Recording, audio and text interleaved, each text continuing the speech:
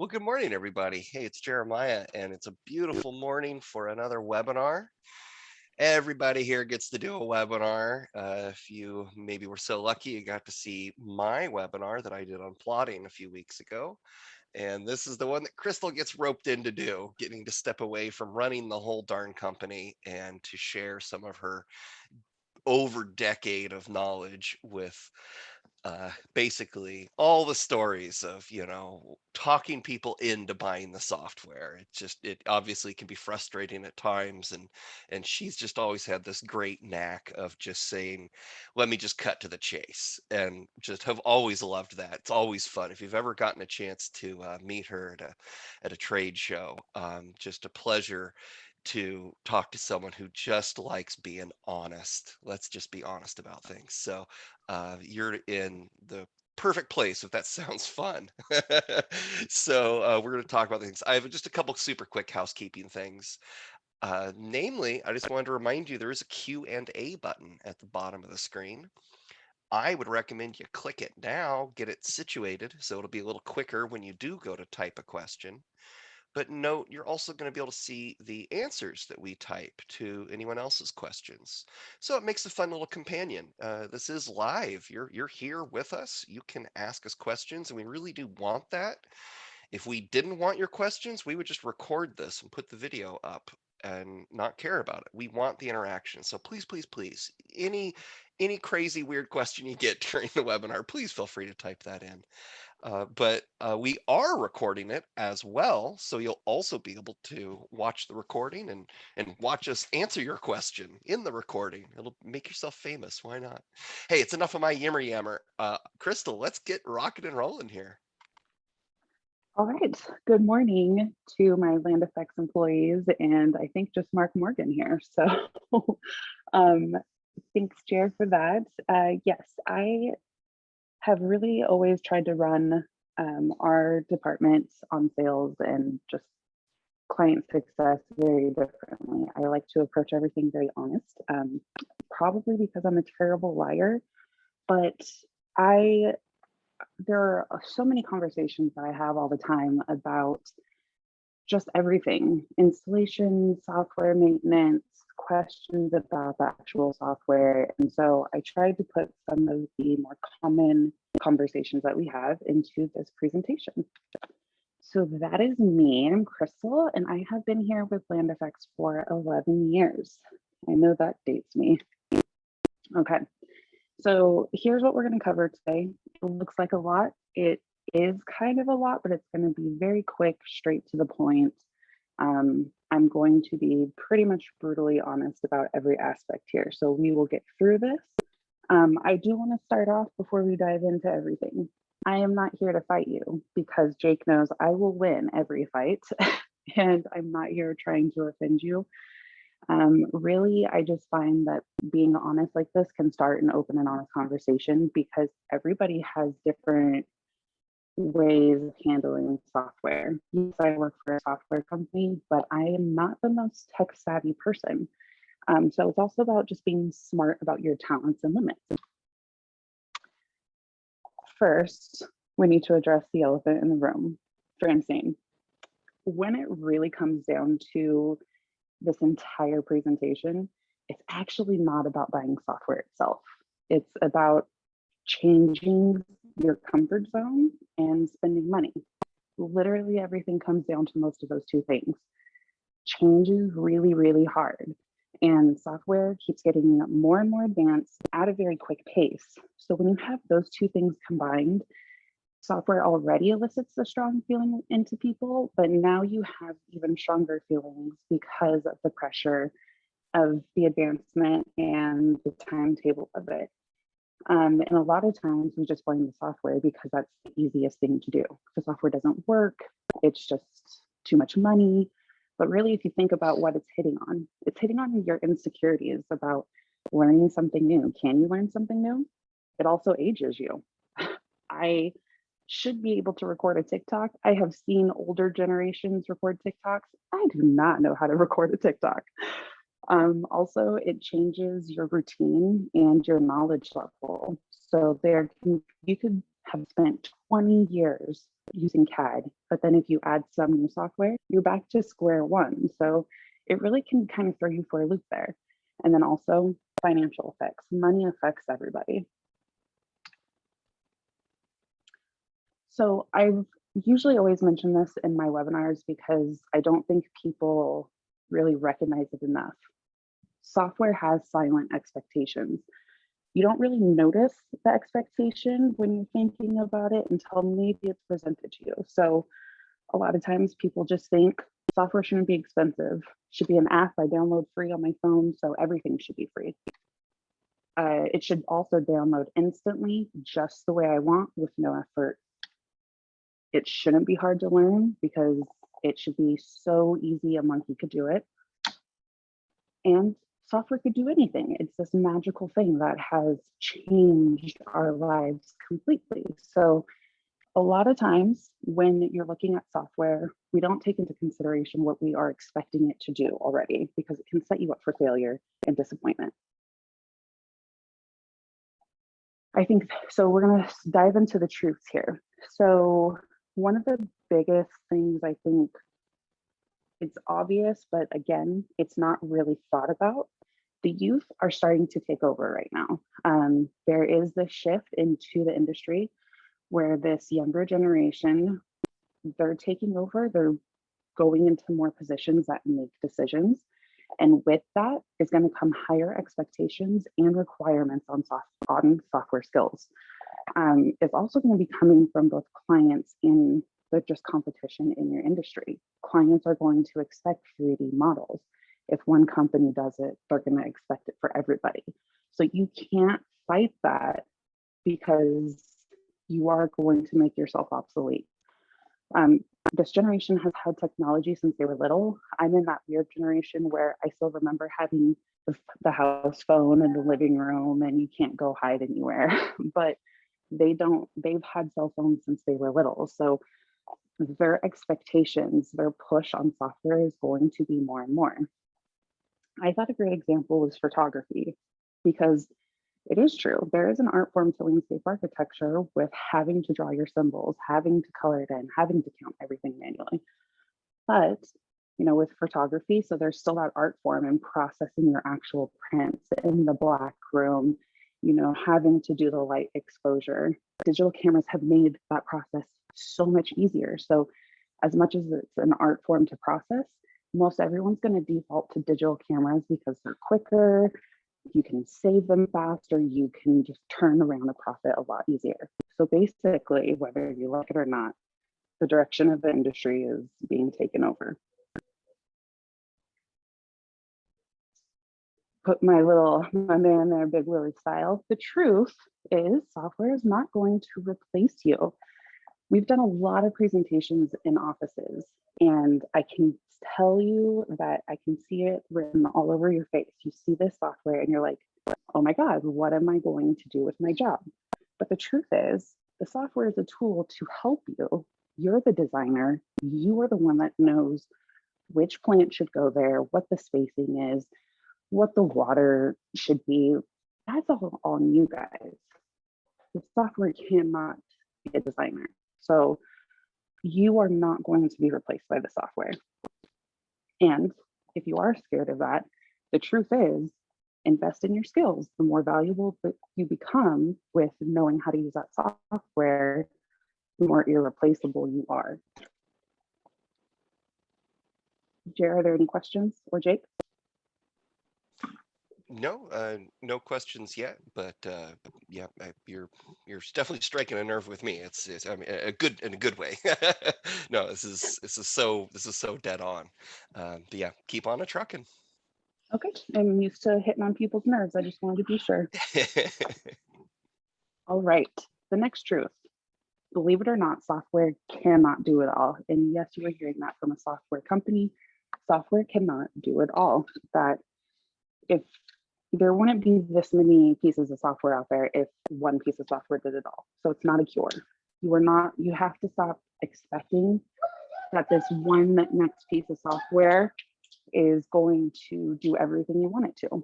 It's not. You really need to check yourself on that expectation Um, sorry, my daughter is pushing my cat around. So yeah, you need to You're stop fine. You're accepting the fine. software that has everything you need. You're fine. I And always, then I I always thought of it as like it's like when buying a car. I think every time pretty much you go to buy a car, I just know in like my life and around the family, every time you're always like, oh, maybe this new car is going to get better gas mileage and have more space and be better than the last car.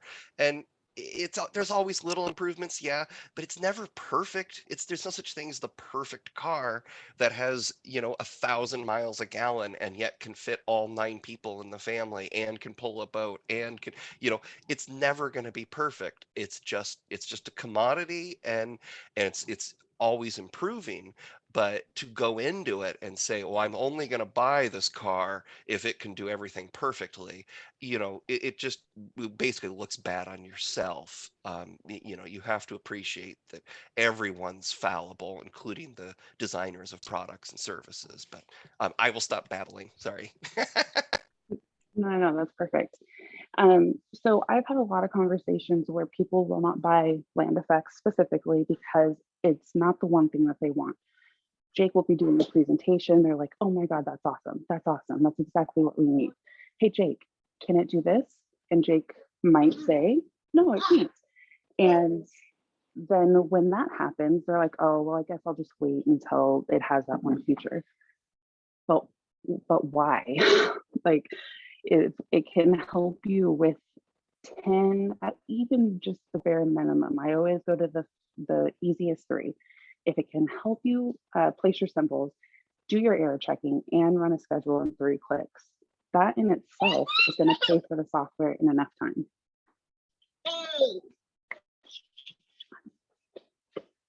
And then also something to consider is that the software isn't done being developed unless they go under, but you never know if that one thing that you wanted added would get added, and you don't know the timetable on that. Maybe, especially with land effects, you have the ear of the developer, so you could even be the one to help. There's a ton of clients that we have worked with that have their own button because they asked us for it. So this next truth about this is the future, I know it seems very obvious, but again, I don't think it's something that you really think about with what is it going to look like in 5 years, in 10 years. Software is not going anywhere and it's not slowing down. And I still have people trying to ignore this change. They're not accepting of it. And no matter what their reasons are, the longer you wait, the harder it's going to be. Like, the change is happening whether you like it or not, with or without you. But the positive on that is that you do get to choose how it affects you. And the effort you put into it is what you're going to get out of it. So if you are taking this seriously, you do your training, you put in the effort to learn it, you're going to be fine. Now, the next part is going to be a little bit more of just my thoughts of innovating the company's technological future. I think that companies right now need to start looking at how is their company going to adapt to accept this tech age? I think that we need to reevaluate that technology is more a part of our business practice than it is just something that we're buying. You have to create a space where people feel like they can learn and advance their skills. I will be touching on this a little bit later and addressing any managers out there. Another thing is that you're going to have to be really smart about how you choose software and equipment. I've also done some webinars on this because a lot of people just kind of go with their gut. They're taking a chance on it. They're guessing. You need to put time and effort into doing it in a smart way. And you need to use quality equipment. And the other aspect of what you should really look at and try to plan for your company's future is how you invest in maintenance of your software and technology. So replacing computers before they're broken is a huge one. Maintaining your renewals and also having regular computer updates and backups. This is going to, just even doing those basics, are going to tremendously help how you guys set up your future for all the software. Oh, and also just kind of noting, I'll note this a couple times, cheaper is not always better in this. Jared, before we go into the next one, any questions? Oh, just, that definitely, to just really emphasize that last point, if you were to be able to be a fly on the wall for a day in our tech support department, how many tech support phone calls do you think we end up going, yeah, this computer is old, old, needs to be replaced, should have been replaced 2 or 3 years ago. Surprisingly, a good percentage, I mean, as many as 30% of calls, certainly, and then of the install cases, maybe as much as half, the people having a problem installing. What do you think it is? That computer is just in no situation to try installing some leading edge software. And so you've got to look at that whole picture and realize that, hey, we don't, when we started, these computers were, without batting an eye, $4,000 a pop. Remember that? And that was $4,000 in, early 1990 dollars. They used to be very, very expensive. And so there's just literally no excuse at all to not budget something like $1,500 every 2 years to just simply keep your equipment up to date. So that's just my comment on that. But yeah, keep going. Yeah, well, I mean, your comment on the 2 years, because we'll hit on this a little bit later, but I mean, phone replacements are usually on a 2-year schedule. So, I mean, if you really think if you're replacing your phone every 2 years, and that's a big change and jump, then yeah, it's something to consider for your computer, which is holding all of your data, all of your projects, and something that can really, really be a big loss if you lost it all. Okay, so the next truth, with a little Wolf of Wall Street there, software is not a luxury purchase. I know that this mindset is changing. A lot of people still feel that I can just do it the old way. I can do it manually. I have little band-aids here and there. But the thing is, you're spending more time and money on doing it the old way when really software is just another tool. It's another tool like your camera. It's another tool like your truck. It's not, there's a difference between a quality and a luxury purchase of software. Quality is about the function. Luxury is about the status of it. So when it really comes down to it, you just have to be smart on the benefits. You have to know how to find the right tool. I also have, again, some more webinars on this. And if you're doing it in a very smart, strategic way, you're not going to have that fear of, well, I hope this works. And yes, 9 times out of 10, there's going to be a renewal or a maintenance cost, and yes, you should pay it. Here's a big one, because this is I am not shaming you whatsoever. I never have time for anything, but the truth is you really do have time if you think about it. You just have to schedule and make that time, because you will always be busy. There will always be projects. There will always be something going on, but you can't expect to change if you're not at least trying something different. So you just have to prioritize your time. Figure something out, delegate. Instead of watching a couple episodes of Parks and Rec, maybe train up a little bit. But I also have a little side comment on that you shouldn't really be doing that on your free time. Software is not free. I'm sorry. It is expensive. It's a industry specific software, specifically in regards to, land effects, but it's there. Like, what could you really realistically expect to get from a free software? Do you think that if you were not to pay for something, that it's going to be mind blowing and alter everything and do everything you want?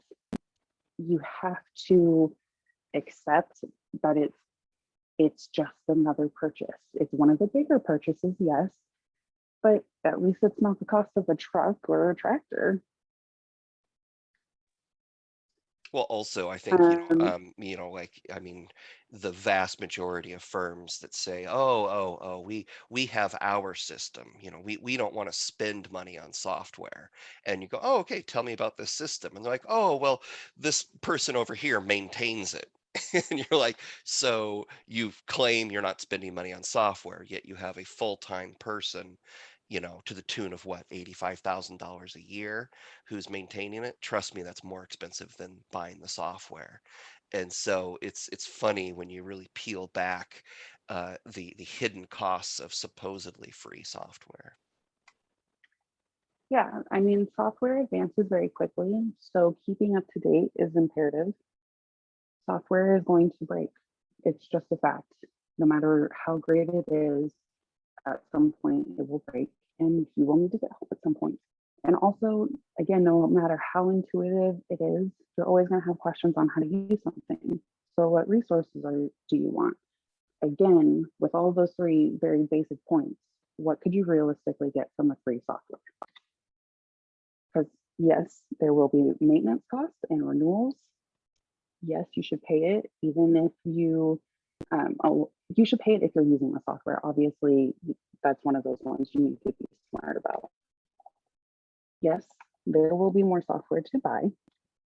Yes, you should buy enough licenses for your team, and no, the price doesn't really change if you don't want something. Going back to kind of what Jared was mentioning earlier, computers don't last forever. This is, again, one of those like silent expectations. You really have to maintain your computers. Replacements for specifically land effects on our internal stuff is every 3 to 4 years. Maintenance is key though in making sure that your computers, you can get the most out of them for the longest amount of time.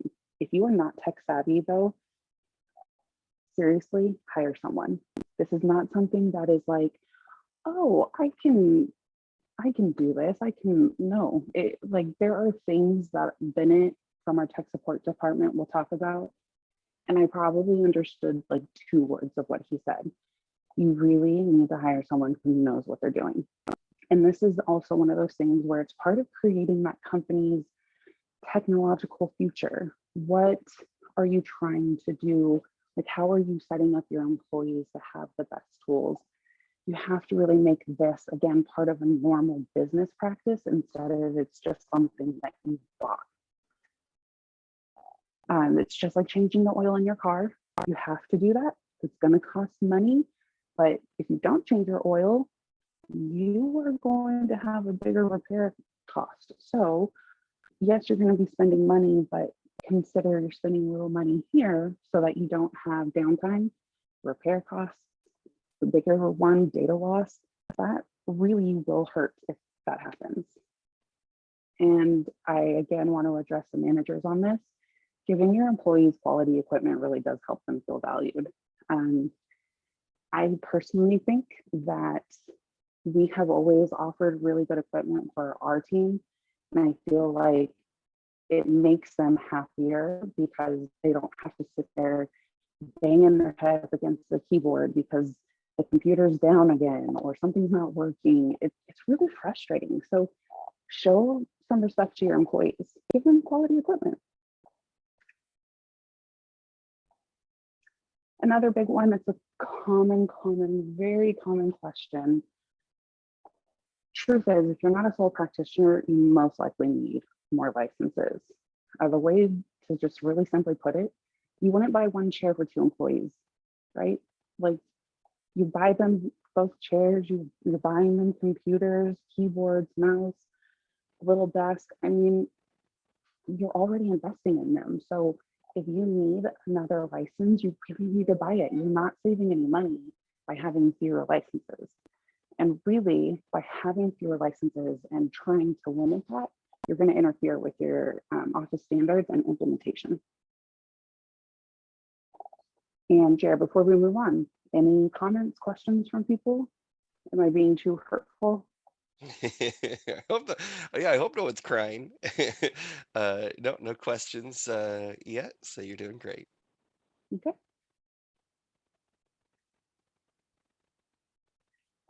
The truth, implementation is really nagging all the time. That's probably why nobody likes to do it. And that's probably one of the biggest deterrents of why it's even enforced. It sucks to nag all the time, but it's literally parenting. No matter how many times you say it every day in a row, did you forget to brush your teeth? Or don't forget to brush your teeth. You don't feel like you should say it, but you have to say it. It's implementation is hard just because it's nagging. You just have to keep pushing. It's necessary. You know, if no one is responsible for it, no one's going to do it. So one of the biggest questions I get, well, how do I implement the software? You first of all, you got to start with getting people a license and giving them to use it. And then you nag on them. Hey, I still do it with our project management software.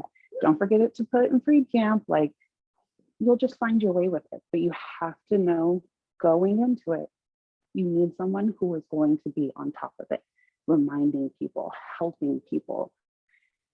It doesn't always have to be a demand. It's more, hey, how can I help you enter this into free camp? Or hey, how can I help you with land effects? It seems that you're having trouble with this. Do you want to sit down with me and we can go over it? You have to stay on top of it.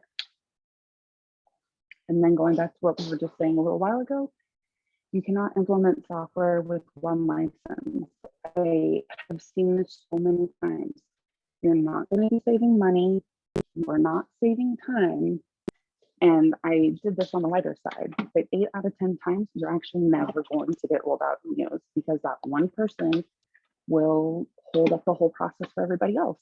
And then no one else can use the software. So it's trying to start your company off with one license is going to basically set you up for failure. And if you think about it, there is going to be a higher chance of a discount if you're purchasing more licenses at once.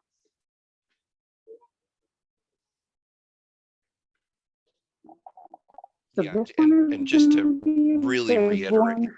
oh, you're right. I just wanted to really reiterate that point that, you know, also just ask us, like, obviously it's an understandable thing. Oh, let's just start with one license. And literally all you're doing when you start with one license is you're just kicking the can. You're kicking the can a year, if not 2 years, until you finally do. And the thing is, though, is you might say, oh, that's fine. After a year of using the one license, then we'll buy more licenses. But the only comment I would add is, really, I want you to put yourself in that conversation, put yourself in that meeting a year from today. What are you going to say? Hey, did everyone use the software? Not really, because we only have one license. Oh, so should we buy more? Not really. We don't know. We didn't use it. We weren't told to use it. We weren't instructed to use it. We weren't nagged to use it. We didn't have enough licenses to use. You're not going to have a good knowledge base of it with only the one license. And so that would just be my little addendum to that. And that I think is a really good explanation of it too, though. Um, so this one is going to be a really hard one, just because people, you will not believe, hold on to their office standards for dear life, and you have to pry it out of their cold dead hands to be able to get it to change. And the truth is, you really need to get more comfortable evaluating your office standards and being able to adapt to them and asking, well, why was the standard set up this way? So instead of it just being like, well, the software should do that, the other question to also ask, why did we set the standard up this way? Because most times the standard was created because of the limitations of CAD. So if you have a tool that can help you with it, why are we keeping to a standard that is obsolete at this point? And obviously this is like with some context, because it's okay to stick to what you want. If it just doesn't do something that you have to have, I mean, well, then obviously it's your preference and you can stay to that. Just when you're looking at your office standards, when you're having those discussions, don't let that standard restrict you, because if anything, it's going to hold you back than let you grow. And this again is also a part of creating your company's technological future. Like, how are you setting this up for future employees? How are you setting this up for how the industry is going to change? Because here's the big one that basically this whole presentation came around. Your symbol is not that unique. I am so sorry to say this. I know that it hurts. You spent hours and hours, time, artistic, creative time on how to make your symbol unique on your plans. We have thousands and thousands of symbols. I laugh at this because it took me a while to see really the differences between these circles. I guarantee you that holding on to your one symbol that you have to have versus having thousands and thousands of symbols that can be very similar, you're really holding yourself back. Like, that doesn't make any sense. You have so much more capability now. Think about it like fonts. There was one font and now there's endless amounts of fonts. It's kind of fun to play around with that stuff. So don't let it hold you back. Don't get stuck in Comic Sans. Another big truth, you don't need to use every single feature to make it worth purchasing. The people who say we'll stick with what we're doing, there's no point.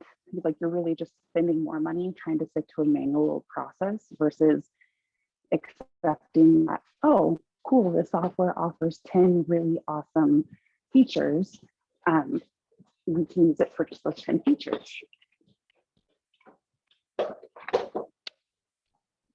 So story time. There's a company that we had where they had 3 people solely checking plans for errors.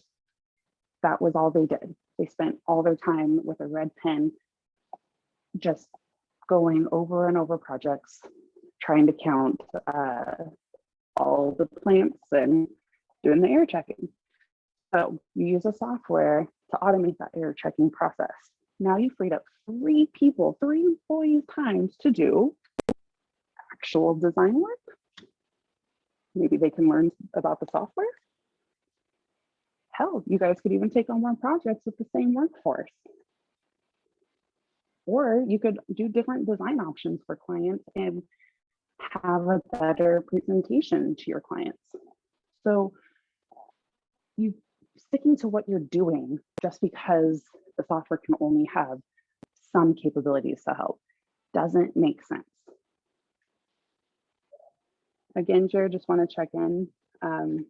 Anybody bringing anything up? No, but that was good. I mean, it's true. It's such a good story, and so and that goes back to the whole point of software's not going to replace you. Even that lowliest intern that is literally just marking plant labels. Oh my gosh, that story was just so much. When they told us that story, we were just like, do you know how happy that intern is going to be? You need to look at it from their perspective. The intern is not thinking, oh no, I'm going to get fired now. The intern is thinking, now I get to do something more fun, you know? And you really need to look at it from that perspective. You're not going to say, well, great, now I don't need you, Jim. You'll be like, hey, Jim, now you can do something that's actually artistic or fun or, better padding your resume. Any way you look at it, it's going to be way more fun than just the most mundane thing possible. And so on this next truth, I really don't have much to say because I feel like this kind of wraps it up. When it comes down to, again, all of this, the change, the feelings, the effort, all of that stuff you have to put into it, it's hard. I'm not trying to undermine that it's hard, but it's also not impossible. I saw this quote and I don't know, it resonated with me so much. It's so true though. They spend almost, 4 years, but almost their entire lives training to run 9 seconds and people give up so easily. So you really have to kind of think of it in terms of it's hard. Sometimes it's going to be even harder, but it's not impossible. Okay, so I'd like to really speak to managers on this one, or owners, bosses, whoever's making those decisions. Stop expecting your people to learn something on their free time. Yes, employees and other people go to school, and that's awesome. But you can't expect your employees to work for you all day long, bust out designs, and then have to go home to learn more on trying to how to use the software. Like if they're saving time, like we had that example before, if you have a button that's saving a couple hours of work, why can't they spend some of that time at the office to learn about the software they're using for the plans? You have to create an atmosphere that allows that time for knowledge and skill. Like it only helps them feel more valued. It helps them feel more successful because they'll also have a better work-life balance. You really need to stop expecting too much from them on their free time. Here's another really big truth. I know a lot of our tech support people are going to be happy about this. Pop-ups mean something.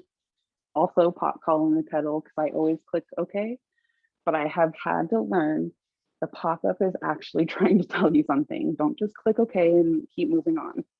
What is it saying? What's going on? Because I guarantee you that the more that you ignore it, the worse it's going to be. On this one, I really wanted to touch bases with Jake and Jer. Do you guys have any further comments on this? Well, I mean, that particular pop-up for sure is, that evolved from just dealing with issue after issue of drawing corruption. The people calling in, I can't generate a schedule. Obviously, imagine the panic you can have when you can't generate a schedule. It's understandable. But then when they go, yeah, but I'm getting this pop-up every time I open the file that says this message. I mean, it literally says that this will harm your file. And they just clicked OK on that over months and months and months until it did harm the file. And so we've done everything we can. We have had meetings. We redesigned that little pop-up. We made it, very large text with color. We even looked at different color options. What color would most get someone's attention?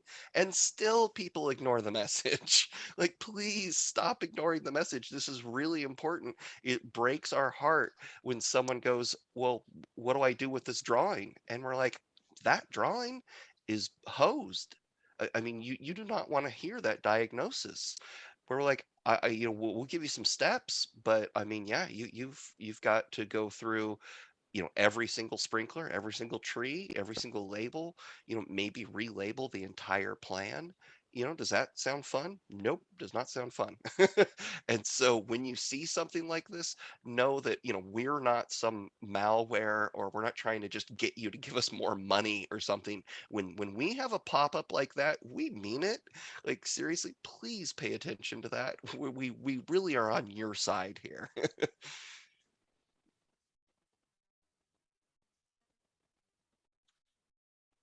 So I mentioned this at the very beginning that we have some of these expectations, and sometimes when it just doesn't go our way, we say, oh, the software just doesn't work. Well, sometimes that's not necessarily the case. It works, but it might just not be the way that you work. There are different ways to do things. Everybody works differently. And different doesn't mean wrong unless you do put the toilet paper under.